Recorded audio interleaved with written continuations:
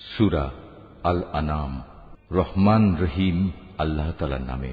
সমস্ত প্রশংসা আল্লাহর জন্য, যিনি আকাশমালা ও ভূমণ্ডল পয়দা করেছেন এবং তিনি অন্ধকার সমূহ ও আলো সৃষ্টি করেছেন।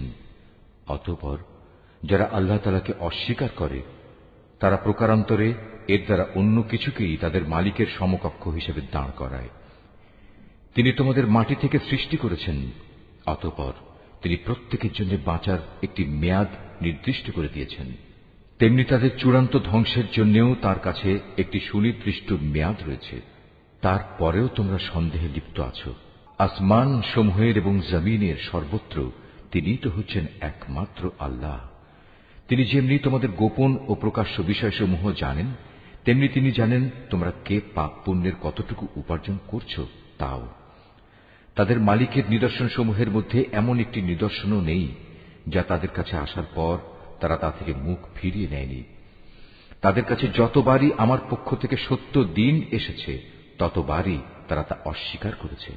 অচিরেই তাদের কাছে সে খবরগুলো এসে হাজির হবে যা নিয়ে তারা হাসি তামাশা করছিল। তারা কি দেখেনি তাদের আগে আমি এমন বহু জাতিকে বিনাশ করে দিয়েছি যাদের আমি পৃথিবীতে এমনভাবে প্রতিষ্ঠা দান করেছিলাম যা তোমাদেরও করিনি। আকাশ থেকে তাদের ওপর আমি প্রচুর বৃষ্টি বর্ষণ করেছি, আবার তাদের মাটির নিচ থেকে আমি ঝর্ণাধারা প্রবাহিত করে দিয়েছি। অতঃপর আমি তাদের পাপের কারণে চিরতরে ধ্বংস করে দিয়েছি, আর তাদের পর তাদের জায়গায় আবার আমি এক নতুন জাতির উত্থান ঘটিয়েছি। হে নবী, আমি যদি তোমার কাছে কাগজে লেখা কোনো কিতাব নাজিল করতাম এবং তারা যদি তাদের হাত দিয়ে তা স্পর্শ করত, তাহলেও কাফেররা বলতো এটা তো সুস্পষ্ট জাদু ছাড়া আর কিছুই নয়। তারা বলে, এ নবীর প্রতি কোনো ফেরেশতা নাজিল করা হলো না কেন, যে তার সত্যতা সম্পর্কে আমাদের বলে দিত। যদি সত্যি আমি কোনো ফেরেশতা পাঠিয়ে দিতাম তাহলে তাদের ফয়সালা তো তখনই হয়ে যেত, এরপর তাদের তো আর কোনো অবকাশই দেয়া হতো না। তাছাড়া আমি যদি সত্যিই ফেরেশতা পাঠাতাম তাকেও তো মানুষের আকৃতিতেই পাঠাতাম, তখনও তো তারা এমনিভাবে আজকের মতো সন্দেহে নিমজ্জিত থাকত। হে রাসূল, তোমার আগেও বহু নবী রাসূলকে এভাবে ঠাট্টা বিদ্রূপ করা হয়েছিল। অনন্তর তাদের মধ্যে যারা নবীর সাথে যে ঠাট্টা বিদ্রূপ করেছে তাই তাদের পরিবেষ্টন করে ফেলেছে। হে নবী, তুমি তাদের বলো, তোমরা এ পৃথিবীতে ঘুরে ফিরে দেখো দেখো যারা নবী রাসূলদের মিথ্যা প্রতিপন্ন করেছে তাদের কি ভয়াবহ পরিণাম হয়েছে। হে নবী, তুমি তাদের জিজ্ঞেস করো, আসমান সমূহ ও জমিনে যা কিছু আছে তা সব কার মালিকানাভুক্ত? তুমি বলো, এর সবকিছুই আল্লাহ তাআলার জন্য। মানুষদের উপর দয়া করাটা তিনি তার নিজের উপর কর্তব্য বলে স্থির করে নিয়েছেন। কিয়ামতের দিন তিনি তোমাদের অবশ্যই জড়ো করবেন, এতে বিন্দুমাত্র সন্দেহ নেই। সত্য স্বীকার করে যারা নিজেরাই নিজেদের ক্ষতি সাধন করেছে তারা এমন একটি দিনের আগমন কখনো বিশ্বাস করে না। রাত ও দিনের মাঝে যা কিছু স্থিতি লাভ করছে তার সবকিছুই তাঁর জন্য। তিনি এদের সবার কথা শোনেন এবং সবার অবস্থা দেখেন।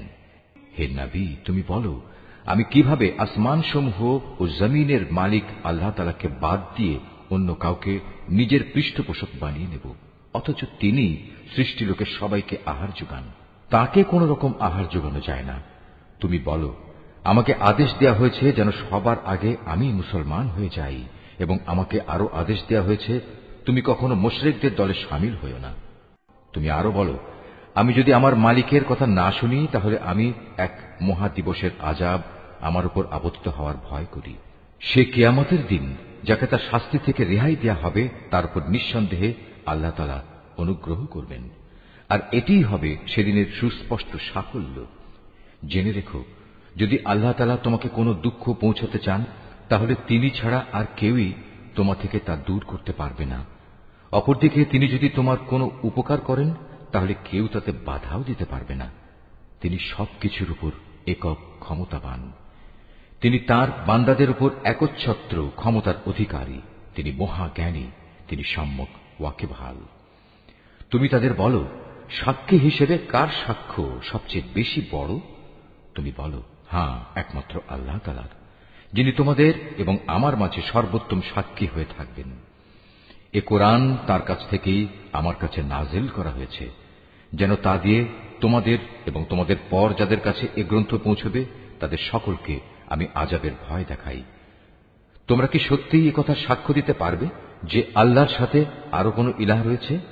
হে নবী, তুমি তাদের জানিয়ে দাও, আমি জেনে বুঝে কখনো এ ধরনের মিথ্যা সাক্ষ্য দিতে পারব না। তুমি বলো, তিনি তো একক, তোমার আল্লাহ তাআলার সাথে যে শিরক করে যাচ্ছ তার সাথে আমার কোনোই সম্পর্ক নেই। তোমার আগে যাদের আমি কিতাব দান করেছি তারা নবীকে ঠিক সেভাবেই চেনে যেভাবে চেনে তারা তাদের আপন ছেলেদের, কিন্তু যারা নিজেরাই নিজেদের ক্ষতি সাধন করেছে তারা তো কখন ঈমান আনবে না। তার চেয়ে বড় জালেম আর কে আছে যে স্বয়ং আল্লাহ তাআলা সম্পর্কে কোনো মিথ্যা কথা রচনা করে কিংবা তার কোনো আয়াতকে অস্বীকার করে? এ ধরনের জালেমরা কখনো সাফল্য লাভ করতে পারবে না। একদিন আমি তাদের সবাইকে একত্রিত করব, অতঃপর মুশরিকদের উদ্দেশ্য করে আমি বলবো, তারা সবাই আজ কোথায় যাদের তোমরা দুনিয়ার জীবনে আমার সাথে শরীক মনে করতে? অতঃপর তাদের সেদিন একথা বলা ছাড়া কোনো যুক্তিই থাকবে না যে আল্লাহ তাআলার কসম, যিনি আমাদের মালিক, আমরা কখনো মুশরিক ছিলাম না। হে নবী, তুমি চেয়ে দেখো কিভাবে আজ লোকগুলো আযাব থেকে বাঁচার জন্য নিজেরাই নিজেদের মিথ্যা প্রতিপন্ন করছে, এবং এও দেখো তাদের নিজেদের রচনা করা মিথ্যা কিভাবে আজ নিষ্ফল হয়ে যাচ্ছে। তাদের মধ্যে এমন কিছু লোকও আছে যে মনে হয় তোমার কথা কান দিয়ে শুনছে, কিন্তু আসলে আমি তাদের মনের উপর পর্দা ঢেলে দিয়েছি, যার কারণে তারা কিছুই উপলব্ধি করতে পারে না। আমি তাদের কানেও ছিপি এঁটে দিয়েছি। মূলত তারা যদি আল্লাহর সব নিদর্শন দেখেও নেয় তবু তারা তার প্রতি ঈমান আনবে না। এমনকি তারা যখন তোমার সামনে আসবে তখন তোমার সাথে বিতর্কে লিপ্ত হবে। কোরআনের আয়াত সম্পর্কে কাফেররা বলবে, এ তো পুরনো দিনের গল্প কথা ছাড়া আর কিছুই নয়। তারা যেমন নিজেদের তা শোনা থেকে বিরত রাখে তেমনি অন্যদেরও তা থেকে দূরে রাখে। মূলত এ আচরণে তারা নিজেদেরই ধ্বংস সাধন করছে, অথচ তারা কোনো খবরই রাখে না। তুমি যদি সত্যিই তাদের দেখতে পেতে, যখন এই হতভাগ্য ব্যক্তিদের জ্বলন্ত আগুনের পাশে এনে দাঁড় করানো হবে, তখন তারা চিৎকার করে বলবে, হায়, যদি আমাদের আবার দুনিয়ায় ফেরত পাঠানো হতো তাহলে আমরা আর কখনো আমাদের মালিকের আয়াতসমূহকে মিথ্যা প্রতিপন্ন করতাম না, এবং আমরা অবশ্যই ঈমানদার লোকদের দলে শামিল হয়ে যেতাম। এর আগে যা কিছু তারা গোপন করে আসছিল আজ তা তাদের সামনে উন্মুক্ত হয়ে গেল। আসলে যদি তাদের আবার দুনিয়ায় ফেরত পাঠানোও হয় তবু তারা তাই করে বেড়াবে যা থেকে তাদের নিষেধ করা হয়েছিল। তারা আসলেই মিথ্যাবাদী। এই লোকগুলো আরো বলে, আমাদের এই পার্থিব জীবনই হচ্ছে একমাত্র জীবন, আমরা কখনোই পুনর্জীবিত হব না। হায়, তুমি যদি সত্যি সেই দৃশ্য দেখতে পেতে যখন তাদেরকে তাদের মালিকের সামনে দাঁড় করানো হবে এবং তিনি তাদের জিজ্ঞেস করবেন, আজ বলো, এ দিনটি কি সত্য নয়? তারা বলবে, হ্যাঁ, আমাদের মালিকের শপথ, এটা সত্য। তিনি বলবেন, তাহলে আজ সে কঠিন আযাব ভোগ করো যা তোমরা সবসময় অবিশ্বাস করতে। অবশ্যই তারা ভীষণভাবে ক্ষতিগ্রস্ত হয়ে পড়েছে যারা আল্লাহর সামনাসামনি হওয়াকে মিথ্যা বলেছে। আর একদিন যখন সত্যি সত্যি কিয়ামতের ঘণ্টা হঠাৎ করে তাদের সামনে এসে হাজির হবে তখন তারা বলবে, হায় আফসোস, দুনিয়ায় এই দিনটিকে আমরা কতই না অবহেলা করেছি। সেদিন তারা নিজেদের পাপের বোঝা নিজেদের পিঠেই বয়ে বেড়াবে। কত ভারী ও নিকৃষ্ট বোঝা হবে সেটি যা তারা সেদিন বয়ে বেড়াবে। আর এ বৈষয়িক জীবন, এ তো নিছক কিছু খেল তামাশা ছাড়া আর কিছুই নয়। মূলত পরকালের বাড়িঘরই তাদের জন্য উৎকৃষ্ট যারা আল্লাহ তাআলাকে ভয় করে। তোমরা কি মোটেই অনুধাবন করো না? হে রাসূল, আমি জানি এ লোকগুলো যেসব অহেতুক কথাবার্তা বলে তা তোমাকে কত পীড়া দেয়, কিন্তু তুমি কি জানো এরা এসব বলে শুধু তোমাকে মিথ্যা সাব্যস্ত করছে না, বরং এ জালেমরা এর মাধ্যমে আল্লাহ তাআলার আয়াতকেই অস্বীকার করছে। তোমার আগেও এভাবে বহু নবী রাসূলকে মিথ্যাবাদী সাব্যস্ত করা হয়েছিল, কিন্তু তাদের মিথ্যাবাদী সাব্যস্ত করা ও নানা রকম নির্যাতন চালাবার পরেও তারা কঠোর ধৈর্য ধারণ করেছে। শেষ পর্যন্ত তাদের কাছে আমার পক্ষ থেকে সাহায্য এসে হাজির হয়েছে। আল্লাহর কথার রদবদলকারী কেউ নেই। তদুপরি নবীদের এসব সংবাদ তো তোমার কাছে আগেই এসে পৌঁছেছে। তারপরেও যদি তাদের এ উপেক্ষা তোমার কাছে কষ্টকর মনে হয় তাহলে তোমার সাধ্য থাকলে তুমি পালানোর জন্য ভূগর্ভে কোনো সুড়ঙ্গ কিংবা আসমানের সিঁড়ি তালাশ করো, সেখানে চলে যাও এবং সেখান থেকে তাদের জন্য কোনো কিছু একটা নিদর্শন নিয়ে এসো। আসলে আল্লাহ তাআলা যদি চাইতেন তাদের সবাইকে হেদায়েতের উপর জড়ো করে দিতে পারতেন। তুমি কখনো জেনে বুঝে মূর্খ লোকদের দলে শামিল হইও না। যারা এ কথাগুলো যথাযথভাবে শোনে তারা অবশ্যই আল্লাহর ডাকে সাড়া দেয়। যারা মরে গেছে আল্লাহ তাআলা এদের সবাইকেও কবর থেকে উঠিয়ে জড়ো করে নেবেন। অতঃপর মহাবিচারের জন্য তারা সবাই তার সামনে প্রত্যাবর্তিত হবে। এরা বলে, নবীর উপর তার মালিকের পক্ষ থেকে আমাদের কথা মতো কোনো নিদর্শন নাজিল করা হয়নি কেন? হে রাসূল, তুমি তাদের বলো, অবশ্যই আল্লাহ তাআলা সব ধরনের নিদর্শন পাঠানোর ক্ষমতা রাখেন, কিন্তু সত্য কথা হচ্ছে এদের অধিকাংশ লোকই কিছু জানে না। জমিনের বুকে বিচরণশীল যে কোনো জন্তু কিংবা বাতাসের বুকে নিজ ডানা দুটি দিয়ে উড়ে চলা যে কোনো পাখি তোমরা দেখো না কেন? এগুলো সবই তোমাদের মতো আল্লাহ তাআলার সৃষ্টি। আমি আমার গ্রন্থে তথ্য সংযোজনে কোনো কিছুই বাকি রাখিনি। অতঃপর এদের সবাইকে একদিন তাদের মালিকের কাছে ফিরে যেতে হবে। যারা আমার আয়াতকে মিথ্যা সাব্যস্ত করে তারা হেদায়েতের ব্যাপারে বধির ও মূক, তারা অন্ধকারে পড়ে আছে। আল্লাহ তাআলা যাকে চান তাকে গোমরা করে দেন, আবার যাকে চান তাকে সঠিক পথের উপর স্থাপন করে দেন। তুমি বলো, তোমরা কি ভেবে দেখেছ যখন তোমাদের উপর আল্লাহর পক্ষ থেকে বড় ধরনের কোনো আযাব আসবে কিংবা হঠাৎ করে কিয়ামত এসে হাজির হবে, তখন তোমরা কি আল্লাহ তাআলা ছাড়া আর কাউকে ডাকবে? জবাব দাও, যদি তোমরা সত্যবাদী হও, বরং তোমরা সেদিন শুধু তাকেই ডাকবে। তোমরা যে জন্য তাকে ডাকবে তিনি চাইলে তা দূর করে দেবেন, এবং যাদের তোমরা আল্লাহ তাআলার সাথে অংশীদার বানাতে তাদের সবাইকেই তখন তোমরা ভুলে যাবে।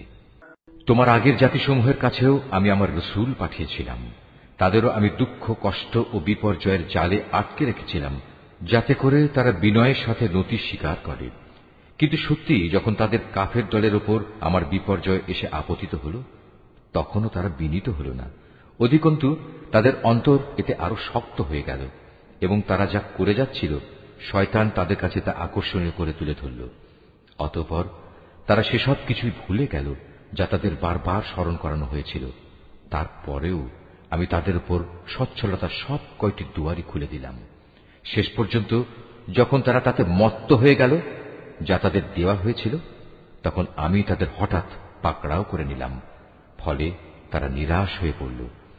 এভাবেই যারা আল্লাহ তাআলার ব্যাপারে জুলুম করেছে তাদের মূলচ্ছেদ করে দেয়া হয়েছে। আর সকল প্রশংসা আল্লাহ তাআলার জন্যই, যিনি সৃষ্টিকুলের মালিক। হে রাসূল, তাদের তুমি বলো, তোমরা কি একথা ভেবে দেখেছ, যদি আল্লাহ তাআলা কখনো তোমাদের শোনার ও দেখার ক্ষমতা কেড়ে নেন এবং তোমাদের অন্তরসমূহের উপর মোহর মেরে দেন, তবে আল্লাহ তাআলা ছাড়া তোমাদের দ্বিতীয় কোনো ইলাহ আছে কি যে তোমাদের এসব কিছু ফিরিয়ে দিতে পারবে? লক্ষ্য করো কিভাবে আমার আয়াতসমূহ আমি খুলে খুলে বর্ণনা করছি। আশ্চর্যের বিষয়, এ সত্ত্বেও তারা মুখ ফিরিয়ে নিচ্ছে। তুমি বলো, তোমরা চিন্তা করে দেখেছ কি, যদি কখনো অকস্মাৎ কিংবা প্রকাশ্যভাবে আল্লাহর আযাব তোমাদের উপর আপতিত হয়, তাতে কতিপয় জালেম সম্প্রদায়ের লোক ব্যতীত অন্য কাউকে ধ্বংস করা হবে কি? আমি তো রসুলদের জান্নাতের সুসংবাদবাহী ও জাহান্নামের সতর্ককারী ছাড়া অন্য কোনো হিসাবে পাঠাই না।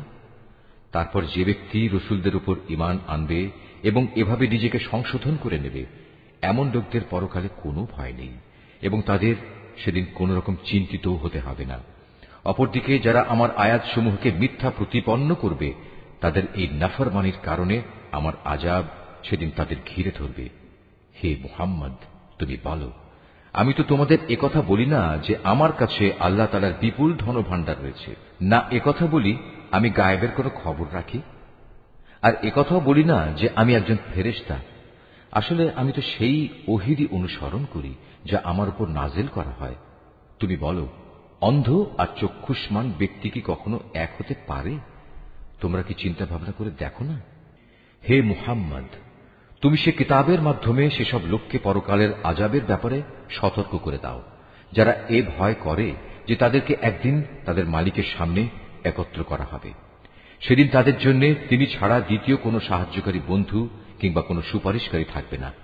আশা করা যায় তারা সাবধান হবে। যারা সকাল সন্ধ্যায় তাদের মালিককেই ডাকে, তাঁরই সন্তুষ্টি কামনা করে, তাদের তুমি কখনো তোমার কাছ থেকে সরিয়ে দিও না, কারণ তাদের কাজকর্মের জবাবদিহিতার দায়িত্ব যেমন তোমার উপর কিছুই নেই, তেমনি তোমার কাজকর্মের হিসাব কেতাবের কোন রকম দায়িত্ব তাদের উপর নেই। তারপরেও যদি তুমি তাদের তোমার কাছ থেকে দূরে সরিয়ে দাও, তাহলে তুমি বাড়াবাড়ি করা লোকদের দলে সামিল হয়ে যাবে। আর আমি এভাবেই তাদের একদল দ্বারা অন্য দলের পরীক্ষা নিয়েছি, যেন তারা একদল একথা বলতে পারে যে এরাই কি হচ্ছে আমাদের মাঝে সে দলের লোক যাদের উপর আল্লাহ তাআলা তার অনুগ্রহ করেছেন। আল্লাহ তাআলা কি ভালো করে জানেন না কারা তার প্রতি কৃতজ্ঞ? যারা আমার আয়াতসমূহের উপর ঈমান এনেছে তারা যখন তোমার কাছে আসবে তখন তুমি তাদের বলো, আল্লাহ তাআলার পক্ষ থেকে তোমাদের উপর শান্তি বর্ষিত হোক। তোমাদের উপর অনুগ্রহ করাটা তোমাদের মালিক নিজের কর্তব্য বলে স্থির করে নিয়েছেন। তবে তোমাদের মধ্যে যদি কেউ কখনো অজ্ঞানতাবশত কোনো অন্যায় কাজ করে বসে এবং পরক্ষণে তওবা করে ও নিজের জীবন শুধরে নেয়, তাহলে আল্লাহ তাআলা তাকে ক্ষমা করে দেবেন। তিনি একান্ত ক্ষমাশীল ও পরম দয়ালু। আর এভাবেই আমি আমার আয়াতসমূহ বিশদভাবে বর্ণনা করি, যাতে অপরাধীদের পথ পরিষ্কার হয়ে যায়। হে মুহাম্মদ, তুমি তাদের বলে দাও, এক আল্লাহ তাআলাকে বাদ দিয়ে তোমরা আর যাদের গোলামি করছো, আমাকে নিষেধ করা হয়েছে আমি যেন তাদের গোলামি না করি। তুমি তাদের এও বলে দাও, আমি কখনো তোমাদের খেয়াল খুশির অনুসরণ করি না। তেমনটি করলে আমি নিঃসন্দেহে গোমরা হয়ে যাব এবং আমি আর সত্যের অনুসরণকারী দলের সাথে থাকব না। তুমি বলো, আমি অবশ্যই আমার মালিকের এক উজ্জ্বল দলিল প্রমাণের উপর প্রতিষ্ঠিত আছি এবং তাকেই তোমরা অস্বীকার করছো। তাকে অস্বীকার করার পরিণাম যা তোমরা দ্রুত দেখতে চাও তা ঘটানোর ক্ষমতা আমার কাছে নেই। সব জিনিসের চূড়ান্ত ক্ষমতা তো কেবলমাত্র আল্লাহ তাআলার হাতেই রয়েছে। আর এই মহা সত্যটি তিনি তোমাদের কাছে বর্ণনা করছেন।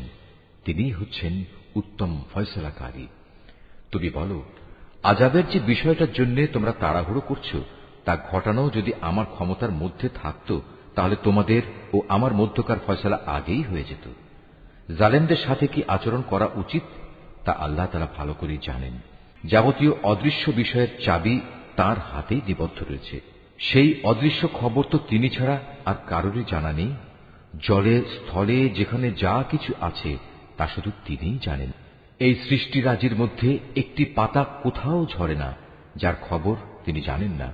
মাটির অন্ধকারে একটি শস্যকণাও নেই, নেই কোনো তাজা সবুজ কিংবা ক্ষয়িষ্ণু শুকনো কিছু যার পূর্ণাঙ্গ বিবরণ একটি সুস্পষ্ট গ্রন্থে মজুদ নেই। তিনি মহান আল্লাহ, যিনি রাতের বেলা তোমাকে মৃত লোকের মতো করে ফেলেন, আবার দিনের বেলায় তোমরা যা কিছু জমিনের বুকে করে বেড়াও তাও তিনি পুঙ্খানুপুঙ্খ জানেন। পরিশেষে সেখানে তিনি তোমাদের মৃত সম অবস্থা থেকে আবার জীবনের অবস্থায় ফিরিয়ে আনেন, যাতে করে তোমাদের নির্দিষ্ট সময়কাল এভাবে পূর্ণতা প্রাপ্ত হতে পারে। আর এই মেয়াদ পূর্ণ করার পর তোমাদের সবার প্রত্যাবর্তন একদিন তাঁর দিকেই সংঘটিত হবে। অতঃপর তিনি তোমাদের পুঙ্খানুপুঙ্খ বলে দেবেন তোমরা কি কাজ করছিলে। আল্লাহ তাআলা নিজ বান্দাদের যাবতীয় বিষয়ের উপর পূর্ণ মাত্রায় কর্তৃত্বশীল। এজন্যই তিনি তোমাদের উপর পাহারাদার ফেরেশতা নিযুক্ত করেন। অবশেষে তোমাদের কারো যখন মৃত্যু এসে হাজির হয় তখন প্রেরিত ফেরেশতারা এসে তার জীবনের সমাপ্তি ঘটিয়ে দেয়। দায়িত্ব পালনে এরা কখনো কোনো ভুল করে না। অতঃপর তাদের সবাইকে বিচারের জন্য তাদের আসল মালিকের সামনে ফিরিয়ে নেওয়া হবে। হুঁশিয়ার থেকো, কারণ যাবতীয় ক্ষমতা ও কর্তৃত্ব কিন্তু একা তাঁর এবং তড়িৎ হিসাব গ্রহণে তিনি অত্যন্ত তৎপর। তুমি তাদের বলো, যখন তোমরা স্থলভূমে ও সমুদ্রের অন্ধকারে বিপদে পড়ো, যখন তোমরা কাতর কণ্ঠে এবং নীরবে তাকে ডাকতে থাকো, তখন কে তোমাদের সেসব থেকে উদ্ধার করে? কাকে তোমরা তখন বলো, হে মালিক, আমাদের যদি তুমি বাঁচিয়ে দাও তাহলে আমরা তোমার কৃতজ্ঞ বান্দাদের দলে শামিল হয়ে যাব।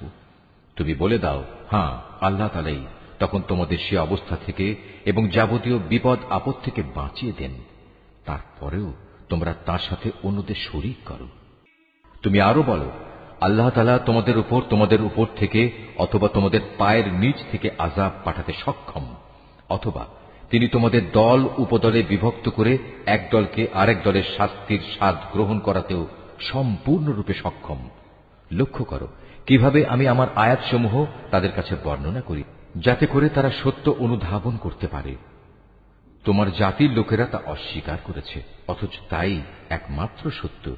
তুমি তাদের এটুকুই বলে দাও, আমি তোমাদের উপর কর্মবিধায়ক নই।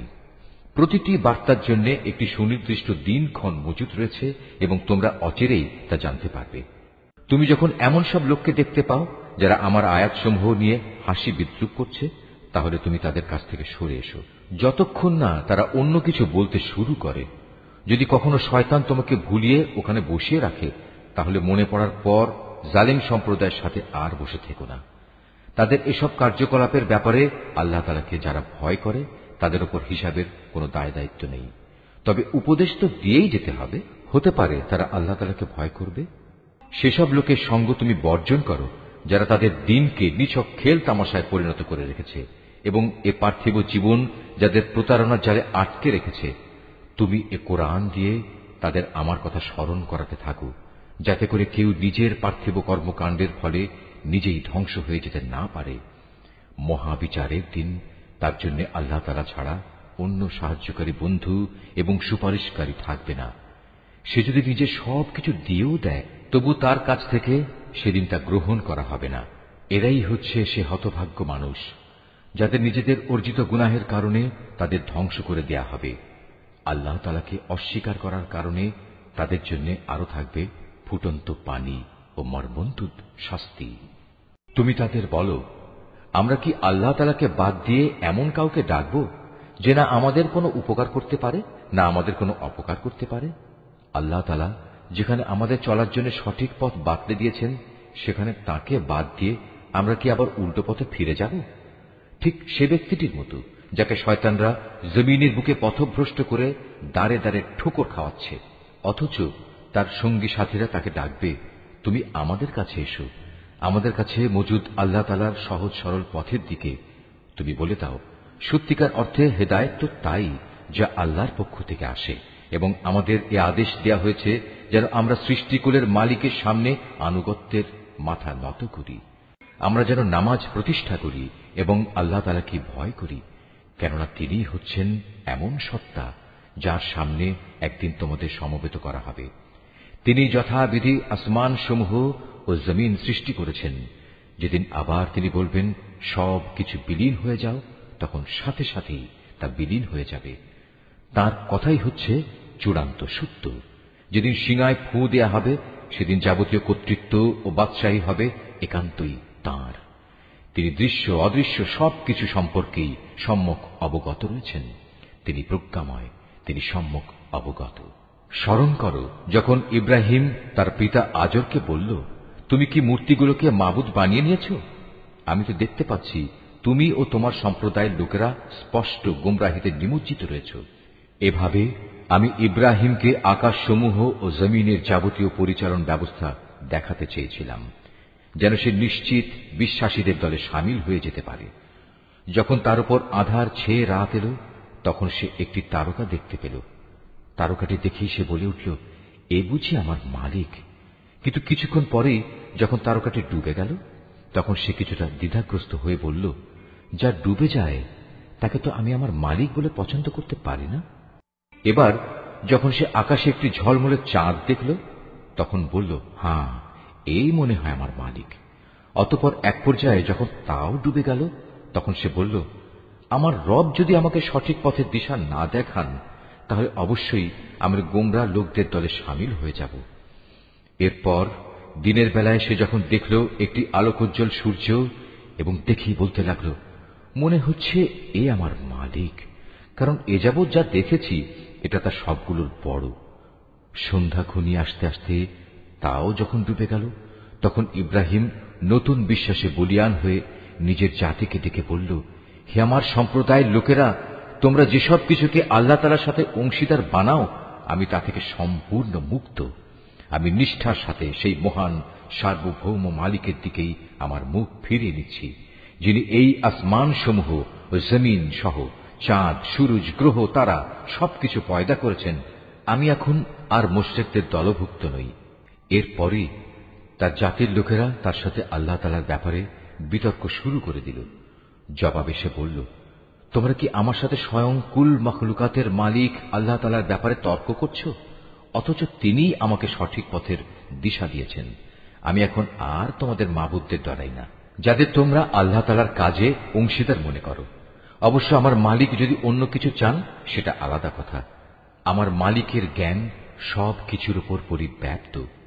এরপরেও কি তোমরা সতর্ক হবে না? তোমরা যাকে আল্লাহ তাআলার সাথে অংশীদার করো, তাকে আমি কিভাবে ভয় করব?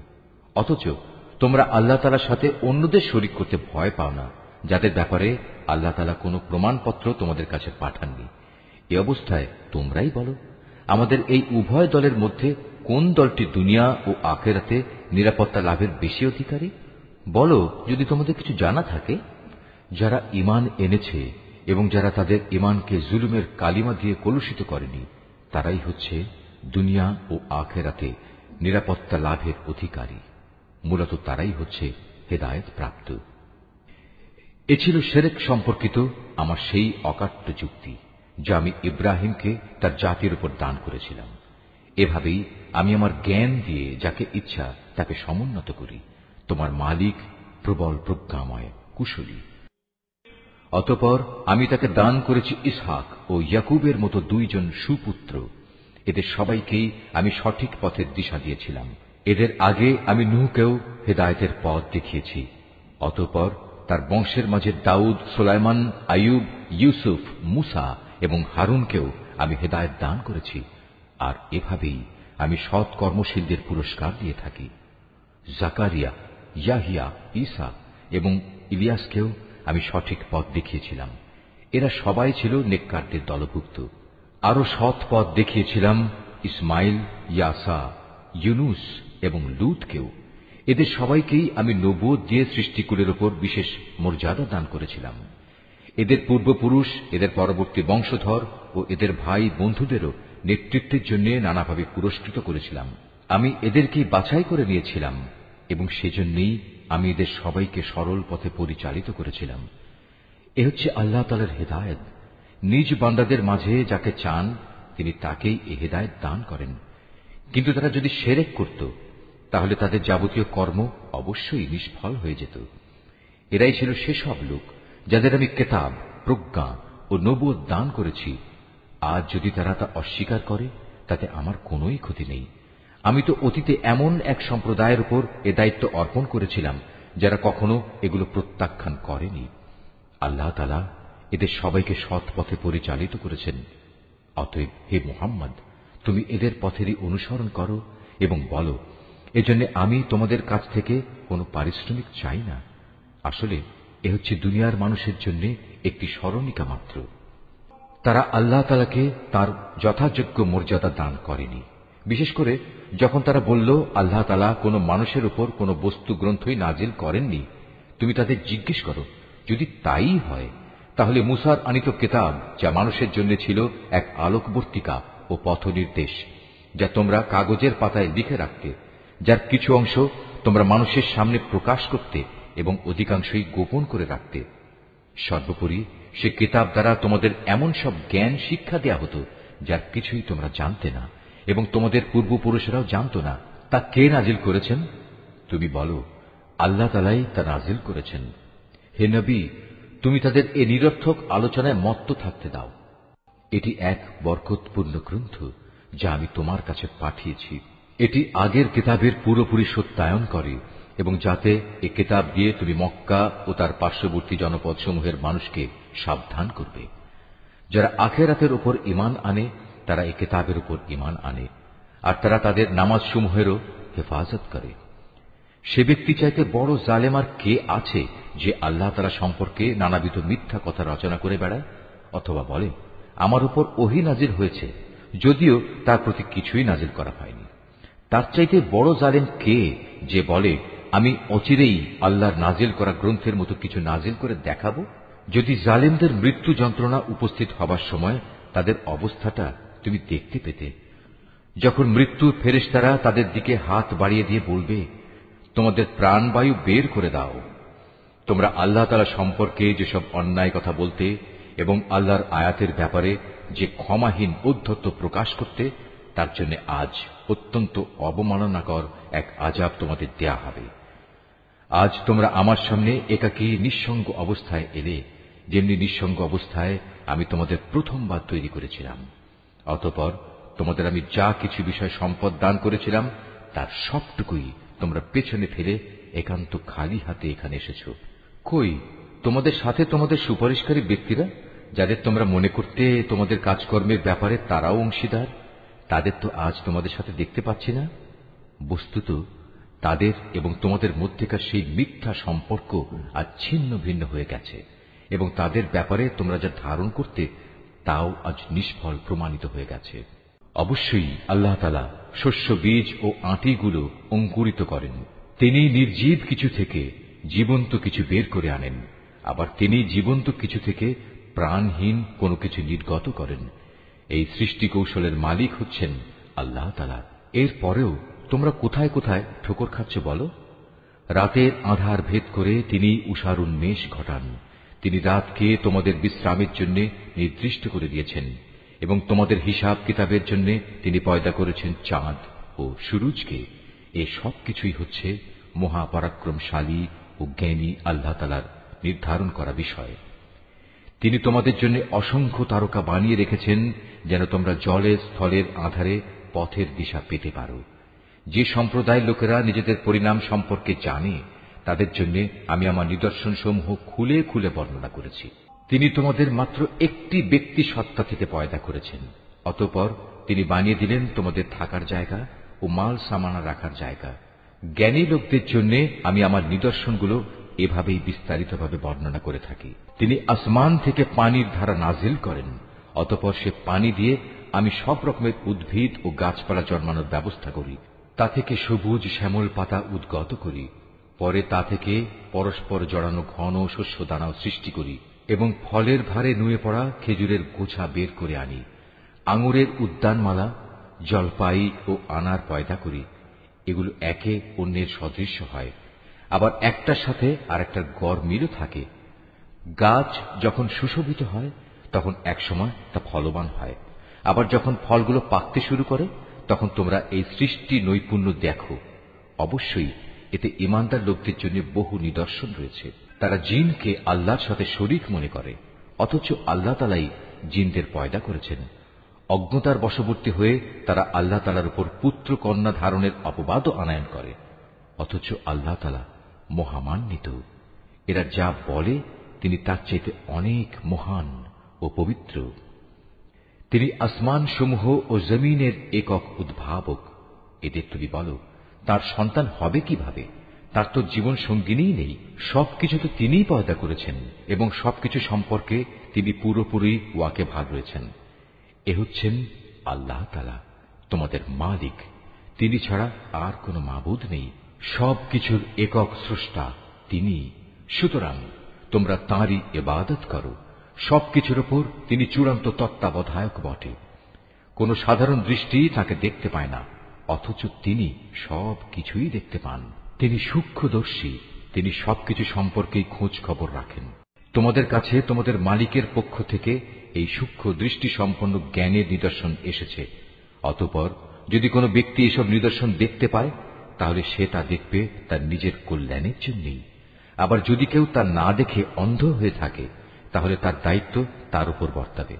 তুমি বলো, আমি তোমাদের উপর তত্ত্বাবধায়ক নই? আমি এভাবেই আমার আয়াতগুলো তোমাদের কাছে বিধৃত করি, যাতে করে কাফেররা একথা বলতে পারে তুমি এসব কথা ভালো করেই পড়ে এসেছ, এবং যারা জ্ঞানী তাদের জন্য যেন আমি আমার আয়াতসমূহ সুস্পষ্ট করে দিতে পারি। হে মুহাম্মদ, তুমি শুধু তারই অনুসরণ করো যা তোমার মালিকের কাছ থেকে তোমার কাছে নাজিল করা হয়েছে। আল্লাহ তাআলা ছাড়া অন্য কোনো মাবুদ নেই। এরপরেও যারা শিরকে লিপ্ত, তাদের তুমি পুরোপুরি এড়িয়ে চলো। আল্লাহ তাআলা যদি চাইতেন তাহলে এরা কেউই তার সাথে শিরক করত না। আর আসলে আমি তোমাকে তাদের উপর পাহারাদার নিযুক্ত করে পাঠাইনি। সত্যি কথা হচ্ছে, তুমি তো তাদের উপর কোনো অভিভাবকও নাও।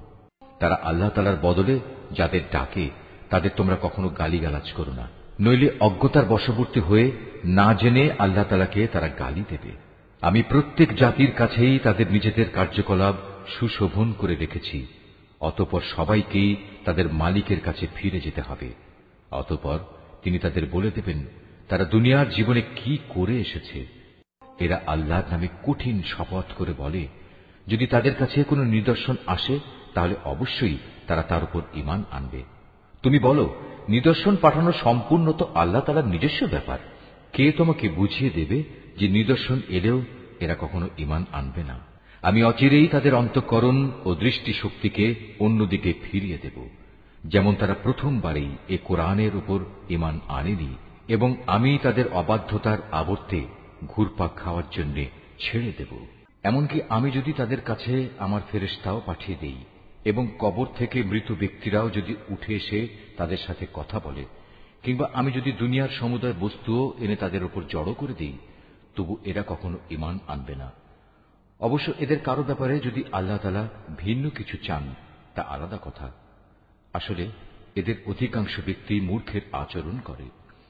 আমি এভাবেই প্রত্যেক নবীর জন্য যুগে যুগে কিছু কিছু দুশমন বানিয়ে রেখেছি মানুষের মধ্যে থেকে, কিছু আবার জিনদের মাঝ থেকে, যারা প্রতারণা করার উদ্দেশ্যে একে অন্যকে চমকপ্রদ কথা বলে। তোমার মালিক চাইলে তারা অবশ্য এটা করতে পারত না। অতএব তুমি তাদের ছেড়ে দাও, তারা যা পারে মিথ্যা রচনা করে বেড়াক।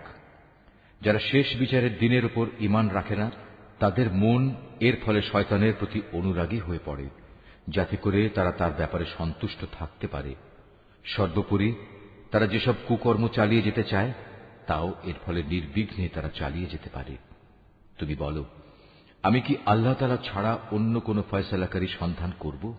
অথচ তিনিই হচ্ছেন সেই মহান সত্তা, যিনি তোমাদের কাছে তাঁর কেতাব সবিস্তার নাজিল করেছেন।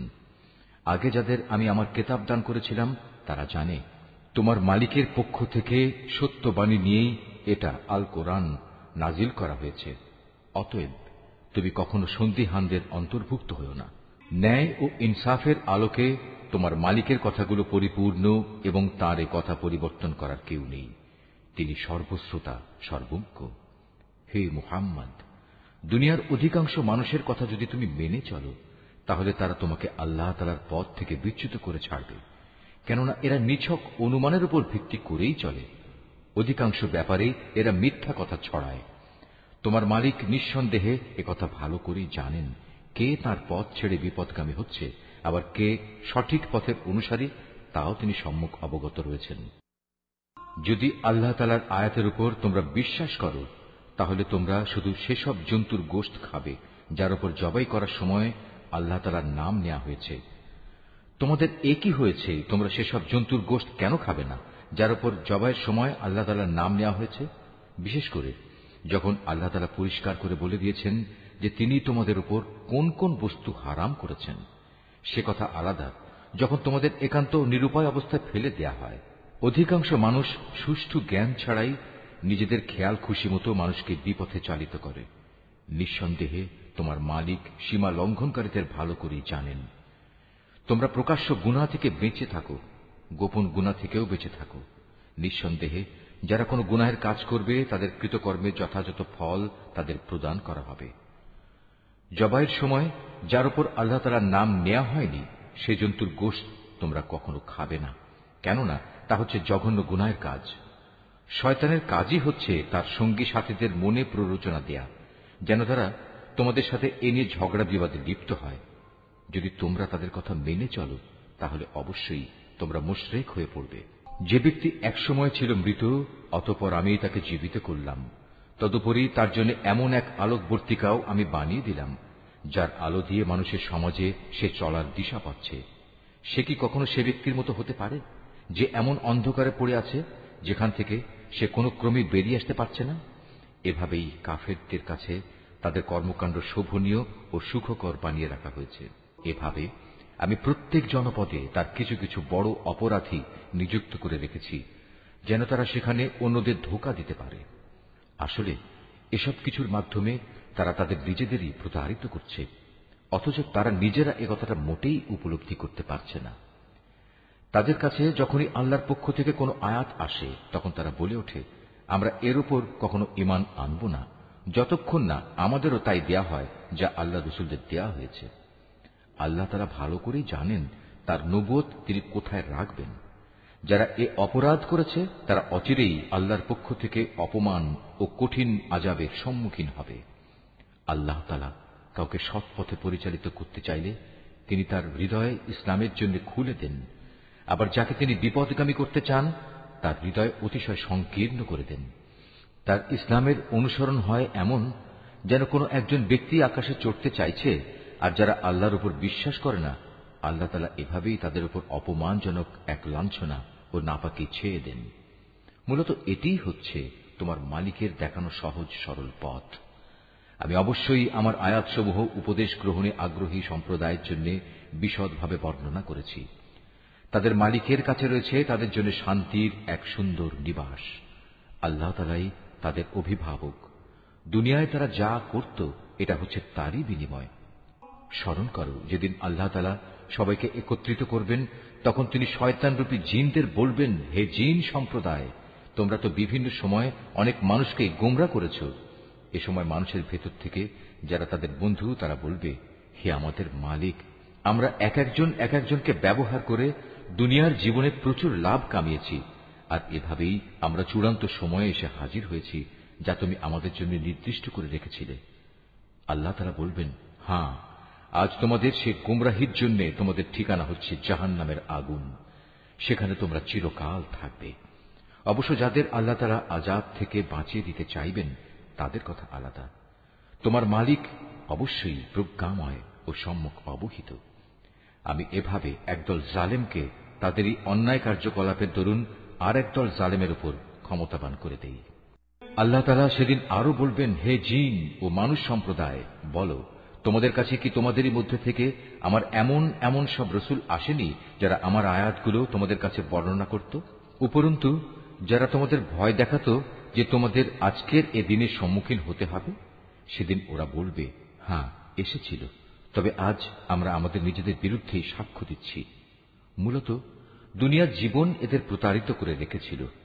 তারা নিজেদের বিরুদ্ধেই একথা সাক্ষ্য দেবে যে তারা আসলেই কাফের ছিল।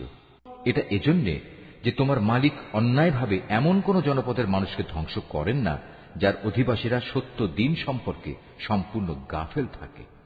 তাদের নিজস্ব কর্ম অনুযায়ী প্রতিটি ব্যক্তির জন্যই তার মর্যাদা রয়েছে। তোমার মালিক তাদের কাজকর্ম সম্পর্কে মোটেই উদাসীন নন। তোমার মালিক নিজে কারো মুখাপেক্ষী নন। দয়া ও অনুগ্রহের মালিক তিনি যদি চান তাহলে তোমাদের এই জনপদ থেকে সরিয়ে নিতে পারেন এবং তোমাদের পরে অন্য যাদের তিনি চান এখানে এনে বসিয়েও দিতে পারেন, যেমনি করে তোমাদেরও তিনি অন্য সম্প্রদায়ের বংশধর থেকে উত্থান ঘটিয়েছেন। তোমাদের কাছে যে প্রতিশ্রুতি দেয়া হচ্ছে তা অবশ্যই আসবে, আর তোমরা আল্লাহকে ব্যর্থ করে দেওয়ার ক্ষমতা রাখো না।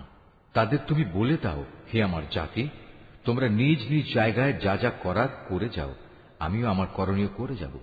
অচিরেই তোমরা জানতে পারবে কার জন্য পরিণামে সুন্দর ঘর নির্দিষ্ট রয়েছে। জালেমরা কখনো সাফল্য লাভ করতে পারে না। স্বয়ং আল্লাহ তাআলা যে শস্য উৎপাদন করেছেন এবং গবাদি পশু সৃষ্টি করেছেন, এ মূর্খ ব্যক্তিরা তারই এক অংশ আল্লাহর জন্য নির্দিষ্ট করে রাখে এবং নিজেদের খেয়াল খুশি মতো একথা বলে, এ অংশ হচ্ছে আল্লাহর জন্য আর এ অংশ হচ্ছে আমাদের দেবতার জন্য। অতঃপর যা তাদের দেবতাদের জন্য রাখা হয় তা কখনো আল্লাহর কাছ পর্যন্ত পৌঁছায় না। যদিও আল্লাহর নামে যে ভাগ রাখা হয় তা শেষতক তাদের দেবতাদের কাছে গিয়েই পৌঁছে। কত নিকৃষ্ট তাদের এই বিচার! এভাবে বহু মুশরিকের ক্ষেত্রেই তাদের দেব দেবীরা তাদের আপন সন্তানদের হত্যা করার জঘন্য কাজও একান্ত শোভনীয় করে রেখেছে। এর উদ্দেশ্য হচ্ছে তাদের ধ্বংস সাধন করা এবং তাদের গোটা জীবন বিধানকেই তাদের কাছে সন্দেহের বিষয়ে পরিণত করে দেয়া। অবশ্য আল্লাহ তাআলা চাইলে তারা কখনো এ কাজ করত না। অতএব তুমি তাদের ছেড়ে দাও, মিথ্যা রচনা নিয়ে তাদের তুমি কিছুদিন ব্যস্ত থাকতে দাও। তারা বলে, এসব গবাদি পশু এবং এ খাদ্যশস্য নিষিদ্ধ তালিকাভুক্ত, আমরা যাকে চাইব সে ছাড়া অন্য কেউ তা খেতে পারবে না। এটা তাদের মন গড়া একটা ধারণা মাত্র। আবার তারা মনে করে কিছু গবাদি পশু আছে যার উপর আরোহণ করা নিষিদ্ধ, আবার কিছু গবাদি পশু আছে যার উপর জবাই করার সময় তারা আল্লাহর নাম স্মরণ করে না। আল্লাহর উপর মিথ্যা রচনা করার উদ্দেশ্যেই তাদের এসব অপচেষ্টা। অচিরেই আল্লাহ তাআলা তাদের এই মিথ্যাচারের জন্য তাদের যথাযথ প্রতিফল দান করবেন। তারা বলে, এসব গবাদি পশুর পেটে যা কিছু আছে তা শুধু আমাদের পুরুষদের জন্যই নির্দিষ্ট এবং আমাদের স্ত্রীদের জন্য তা হারাম। তবে যদি এ পশুর পেটে মরা কিছু থাকে তাহলে তাতে তারা নারী পুরুষ উভয়ই সমান অংশীদার। আল্লাহ তাআলা অতি শীঘ্রই তাদের এ ধরনের উদ্ভট কথা বলার প্রতিফল দান করবেন, কেননা তিনি হচ্ছেন প্রবল প্রজ্ঞাময়, তিনি সর্বজ্ঞ। অবশ্য যারা নেহায়েত নির্বুদ্ধিতা ও অজ্ঞতার বশবর্তী হয়ে নিজেদের সন্তানদের হত্যা করল, এবং আল্লাহ তাআলা তাদের যে রিজিক দান করেছেন তা নিজেদের উপর হারাম করে নিল, আল্লাহ তাআলা সম্পর্কে নানা ধরনের মিথ্যা কথা রচনা করল, এসব কাজের মাধ্যমে নিঃসন্দেহে এরা সবাই দারুণভাবে ক্ষতিগ্রস্ত হয়ে গেল। এরা কখনো সৎ পথের অনুসারীদের দলভুক্ত ছিল না। মহান আল্লাহ তাআলা, যিনি নানা প্রকারের উদ্যান বানিয়েছেন, কিছু লতাগুল্ম যা কোনো কাণ্ড ছাড়াই মাচানের উপর তুলে রাখা হয়েছে, আবার কিছু গাছ যা মাচানের উপর তুলে রাখা হয়নি, সেও কাণ্ডের উপর তা এমনিই দাঁড়িয়ে আছে। তিনি আরো সৃষ্টি করেছেন খেজুর গাছ এবং বিভিন্ন স্বাদ ও প্রকার বিশিষ্ট খাদ্যশস্য ও আনার। এগুলো স্বাদে গন্ধে একরকমও হতে পারে, আবার তা ভিন্ন ধরনেরও হতে পারে। যখন তা ফলবান হয় তখন তোমরা তার ফল খাও। তোমরা ফসল তোলার দিনে যে বঞ্চিত তার হক আদায় করো, কখনো অপচয় করো না, কেননা আল্লাহ তাআলা অপচয়কারীদের পছন্দ করেন না। গবাদি পশুর মধ্যে কিছু পশু হচ্ছে ভারবাহী ও কিছু হচ্ছে খাবার উপযোগী। আল্লাহ তাআলা যা তোমাদের দান করেছেন তা তোমরা খাও, এবং এ পর্যায়ে কখনো শয়তানের পদাঙ্ক অনুসরণ করো না, কেননা সে হচ্ছে তোমাদের প্রকাশ্য দুশমন। আল্লাহ তাআলা তোমাদের দিয়েছেন এই 8 প্রকারের গৃহপালিত জন্তু। প্রথমত 2 মেষ, দ্বিতীয়ত 2 ছাগল। হে মুহাম্মদ, তুমি তাদের জিজ্ঞেস করো, এর নর 2 কিংবা মাদি 2 কিংবা তাদের পেটে যা কিছু আছে তার কোনটি কি আল্লাহ তাআলা তোমাদের জন্য হারাম করেছেন? তোমরা আমাকে প্রমাণ সহ বলো যদি তোমরা সত্যবাদী হও। তৃতীয়ত 2 উট, চতুর্থত 2 গরু। এর নর 2 কিংবা মাদি 2 কি আল্লাহ তাআলা হারাম করেছেন, অথবা এদের উভয়ের পেটে যা কিছু আছে তাকে তিনি তোমাদের জন্য হারাম করেছেন? আল্লাহ তাআলা যখন এ আদেশ দিয়েছিলেন তখন তোমরা কি সেখানে উপস্থিত ছিলে? অতঃপর তার চাইতে বড় জালেম আর কে হতে পারে, যে মানুষকে গোমরা করার জন্য অজ্ঞতাবশত আল্লাহর নামে মিথ্যা কথা রচনা করে? নিশ্চয়ই আল্লাহ তাআলা সীমা লঙ্ঘনকারী সম্প্রদায়কে সঠিক পথে পরিচালিত করেন না। হে মুহাম্মদ, তুমি এদের বলো, আমার কাছে যে ওহী পাঠানো হয়েছে তাতে একজন ভোজনকারী মানুষ সাধারণত যা খেতে পারে তার মধ্যে এমন কোন জিনিস তো আমি পাচ্ছি না যা হারাম করা হয়েছে। হ্যাঁ, তা যদি মরা জন্তু, প্রবাহিত রক্ত এবং শুয়োরের গোশত হয় তাহলে তা অবশ্যই হারাম, কেননা এসব হচ্ছে নাপাক।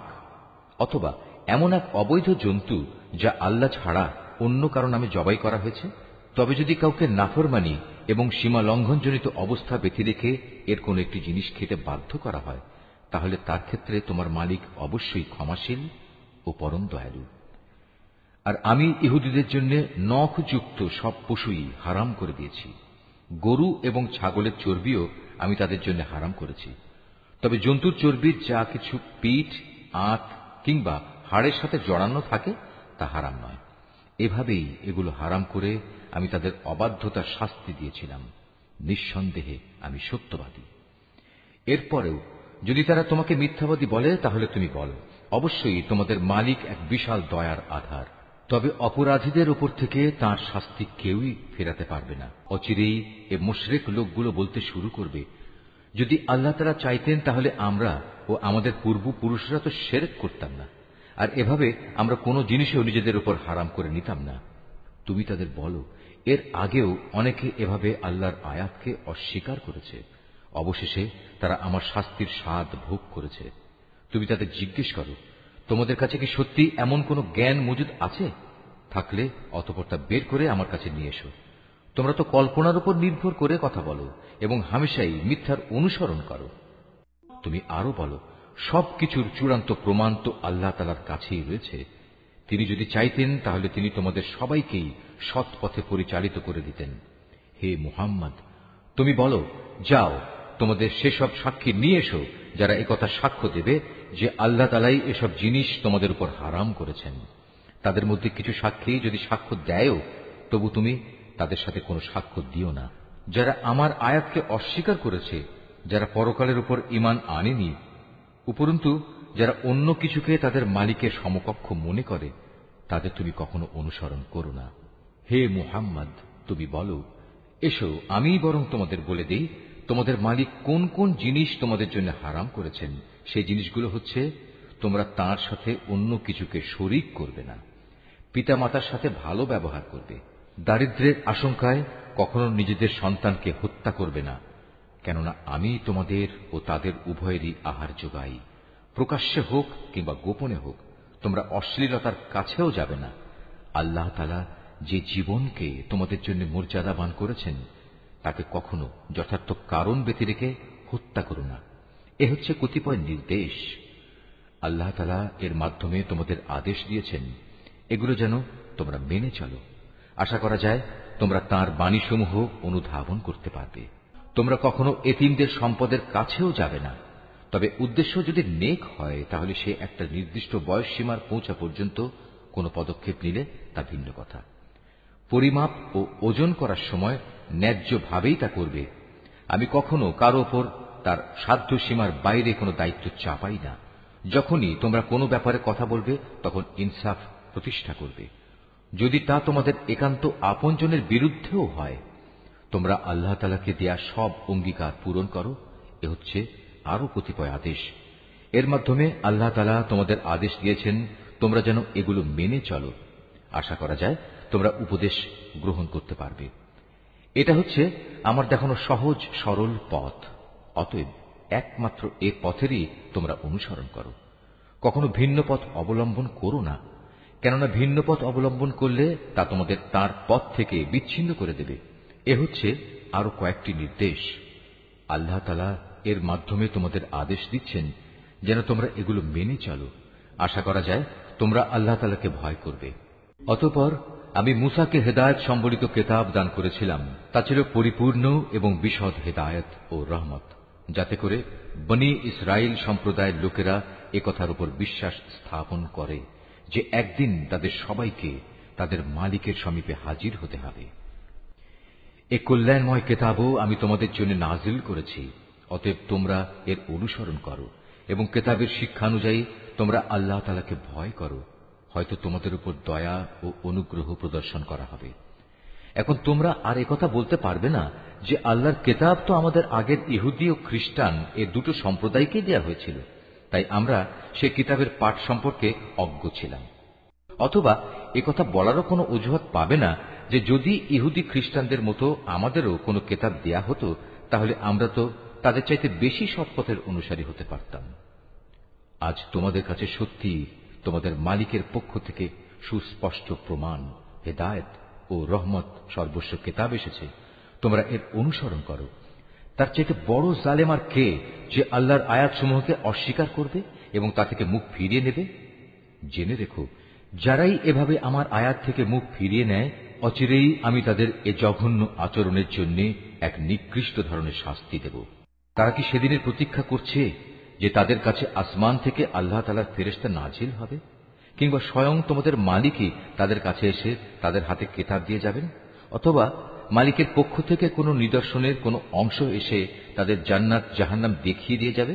অথচ যেদিন সত্যি তোমার মালিকের পক্ষ থেকে এমন কোন নিদর্শন আসবে, সেদিন তো হবে কিয়ামতের দিন। তখন যে ব্যক্তি এর আগে ঈমান আনেনি কিংবা যে ব্যক্তি তার ঈমান দিয়ে ভালো কিছু অর্জন করেনি, তার জন্য এ ঈমান আনাটা কোনোই কাজে আসবে না। হে মুহাম্মদ, তুমি তাদের বলো, ঠিক আছে, তোমরাও প্রতীক্ষা করো, আমিও প্রতীক্ষা করছি। যারা নিজেদের দিনকে টুকরো টুকরো করে নিজেরাই নানা দল উপদলে বিভক্ত হয়ে গেছে, তাদের কোনো দায়িত্বই তোমার উপর নেই। তাদের ফয়সালার ব্যাপারটা আল্লাহ তাআলার হাতে। যেদিন তারা তার কাছে ফিরে যাবে, তখন তিনি তাদের বিস্তারিত বলবেন তারা কে কি করছিল। তোমাদের মাঝে কেউ যদি একটা সৎ কাজ নিয়ে আল্লাহ তাআলার সামনে আসে, তাহলে তার জন্য 10 গুণ বিনিময়ের ব্যবস্থা থাকবে।